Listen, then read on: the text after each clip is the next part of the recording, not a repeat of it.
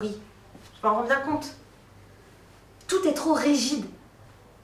Le gouvernement nous méprise, les élèves sont à milieu de ce qu'on leur enseigne. Je suis pas faite pour ça. Pas comme ça. Le monde a changé, l'école devrait changer avec lui, elle aussi. Faudrait tout reprendre à zéro. Faudrait... Bon, laisse tomber. Tu m'as pas dit tu rentres à quelle heure? Allô? Samir? Allô?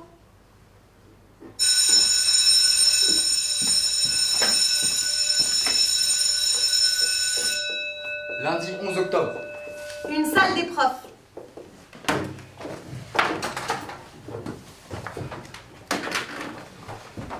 Une collègue. La prof. Ça va, Sophie? T'as une petite mine ce matin. Ça va, ça va. Et toi? Super.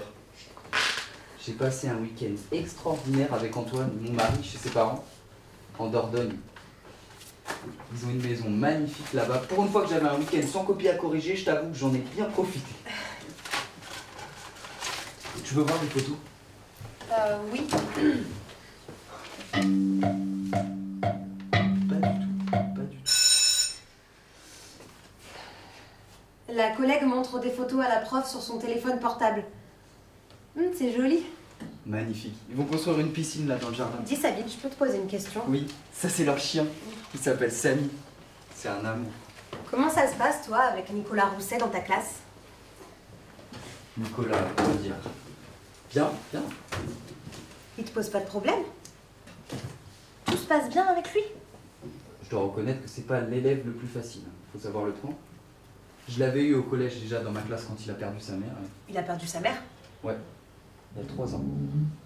Ça n'a pas été simple pour lui. T'imagines? Il a eu une période assez difficile, mais là, cette année au lycée, ça va, ça a l'air d'aller. Mais pourquoi personne m'en a parlé? De quoi? De la mort de sa mère? Bah, ça date pas d'hier, Sophie. C'est pas le seul gamin de cet établissement à avoir des problèmes familiaux. Si on commence à faire le tour de tout le monde, on n'a pas fini. On est dans une région pas évidente, hein, malgré ce qu'on pourrait penser. Mais pourquoi? T'as des problèmes avec lui? Non. Non, non. Je dois y aller, j'ai cours. Bonne journée, Sophie. Bonne journée, Sabine.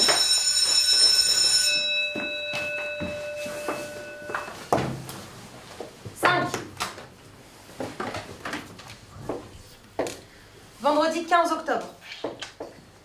L'élève, seul dans sa chambre, écoute de la musique. Son père frappe à la porte.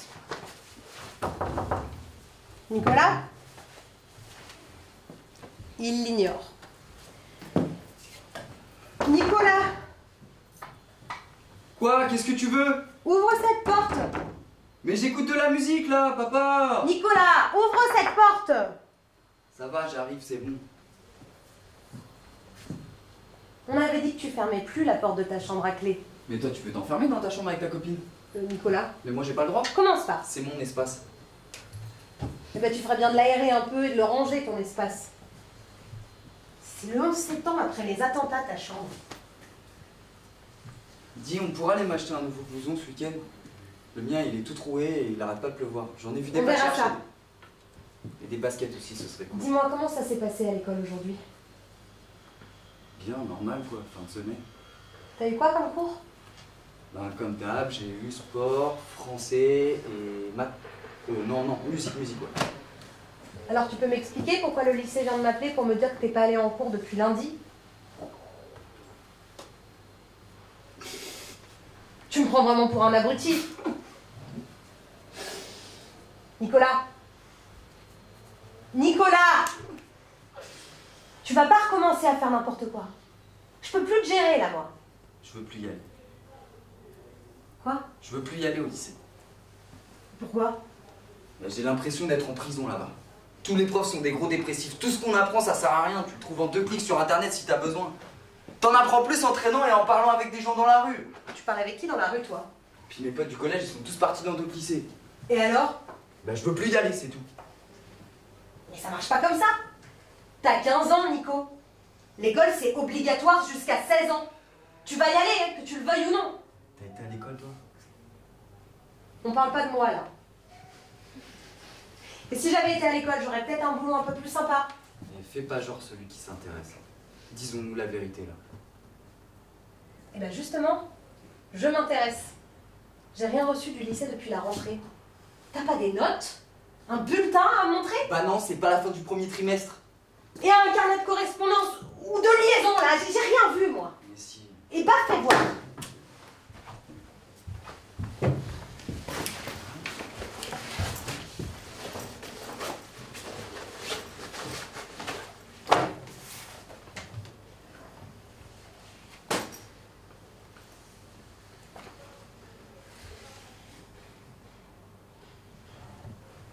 C'est quoi ça?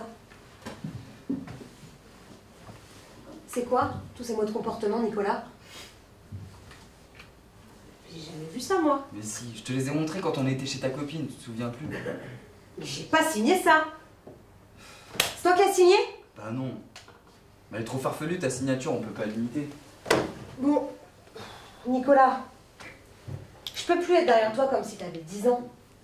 T'es plus un gamin. Bah arrête de me traiter comme un gamin alors! Va faire ta vie avec ta copine et ses gosses là. Bientôt ils vont t'appeler papa, tu t'es trouvé une nouvelle famille et... Elle me déteste! Mais c'est pas vrai ça! Mais si! Mélange pas tout! Je fais tâche au tableau! Nico! T'en as plus rien à faire de maman! Je te permets pas de dire ça! T'es pas le seul à souffrir!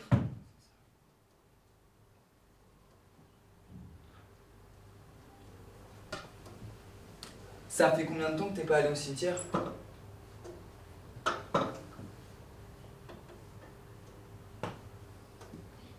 Je suis un être humain, Nico. J'ai besoin de refaire ma vie. J'ai bien vu. Et j'ai besoin d'avoir confiance en toi. Je veux juste plus aller en cours. Non, Je veux plus y aller. je suis pas d'accord avec ça. Tu finis l'année. On en reparlera quand t'auras 16 ans. J'irai pas. Et bah alors c'est simple, tu restes enfermé dans ta chambre jusqu'à tes 16 ans. Je te laisse plus sortir. Ça te laissera le temps de faire un peu de ménage. Elle m'a giflé. Quoi? De qui tu parles? Qui t'a giflé? La prof d'histoire au lycée, elle m'a giflé. Quand ça? Comment ça? Vendredi dernier, en cours, elle nous parlait de liberté d'expression et j'étais pas d'accord avec elle et elle m'a giflé. Oh, c'est vrai? Oui! Ah bah je comprends mieux pourquoi tu veux pas y retourner. C'est pour ça. Ils vont m'entendre, tiens là-bas. Mais attends, tu veux faire quoi? Bah les appeler. Bah non, ça sert à rien. Ah si, je vais pas laisser passer ça. Elle s'appelle comment la prof? Madame Perrault. T'écris ça comment? Ils vont m'entendre. Je peux te dire qu'ils vont m'entendre. Mais non. Je vais leur coller un Papa! français.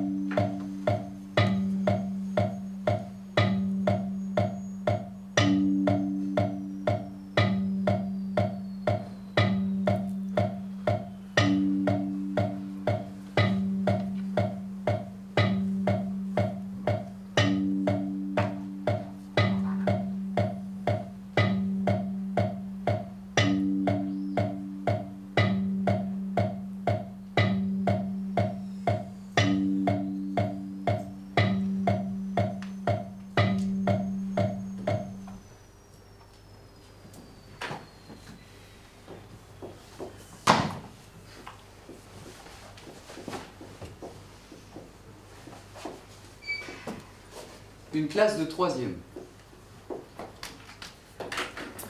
La prof s'installe à son bureau et s'adresse aux élèves. Bon. Alors, ça va? Vous avez passé un bon week-end? Parce que moi, non, si ça vous intéresse. Je me suis régalée à passer mon dimanche en tête-à-tête avec vos déesses. Vos devoirs surveillés. Bon. Vous vous attendez un petit peu à ce que je vais faire? On va rendre les copies, hein?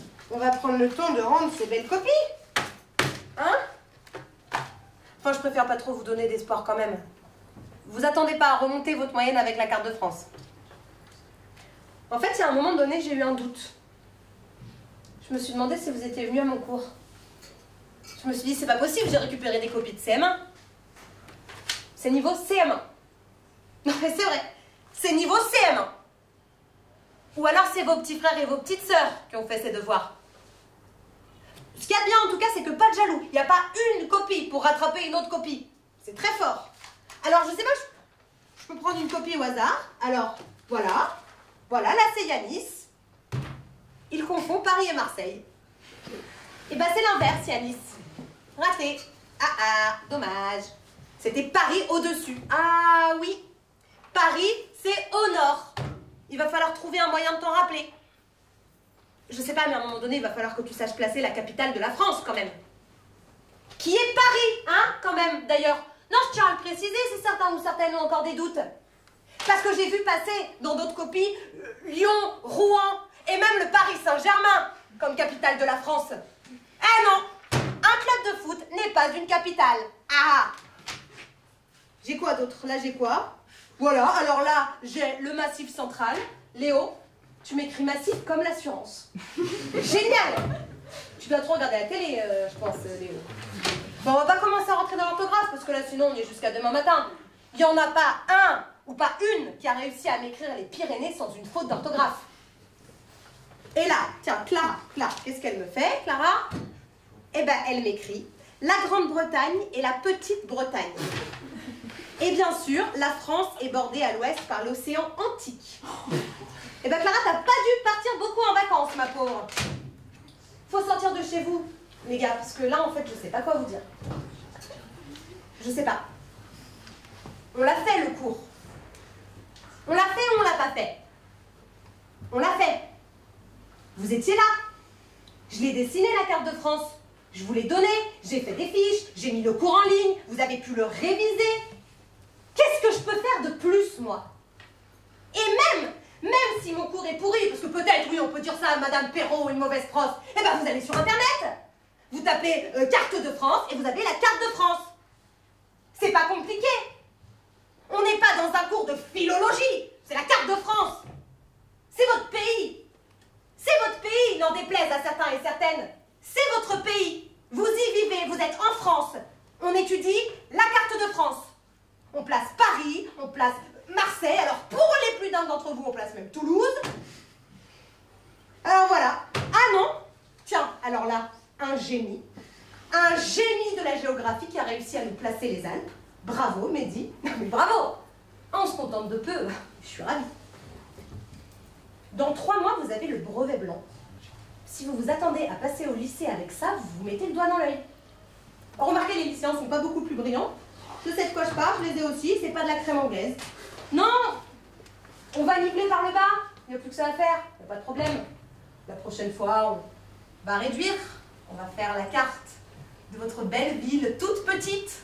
On va placer la mairie, votre école, le kebab, votre maison et les 2 rues à côté, et on va dire bravo, c'est des génies, oh là là, qu'est-ce qu'ils sont brillants, oh là là, vous êtes magnifiques, je vous aime tellement. Oui, je vais voir ce que je peux faire. Bah, je trouve ça ridicule, mais on va y réfléchir et on va prendre des mesures. Ouais.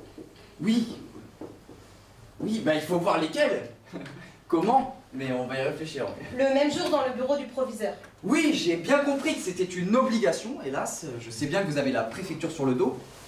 Oui, mais d'un point de vue éthique, je trouve ça limite. Le proviseur, la prof. Et c'est légal au moins? Bah, permettez-moi d'en douter. Oui. Oui, excusez-moi, mais c'est plus facile à dire qu'à faire. Je vais me mettre tous les élèves à dos en faisant ça. J'aimerais bien vous voir à ma place. Sans parler que la moitié de mes professeurs les suivent dans ce mouvement Et je le ferai moi-même, pour être honnête, si... non, bah non. Mais non, je ne les incite pas à manifester. Non, ni aucun de mes professeurs, bah puisque je vous le dis. La prof entre. Monsieur le proviseur. Excusez-moi, j'ai une urgence. Je ne sais pas, d'ici une bonne demi-heure. Non, mais non, je ne cherche pas à faire cette conversation, 15 minutes. 10, hein 5 minutes, donnez-moi 5 minutes.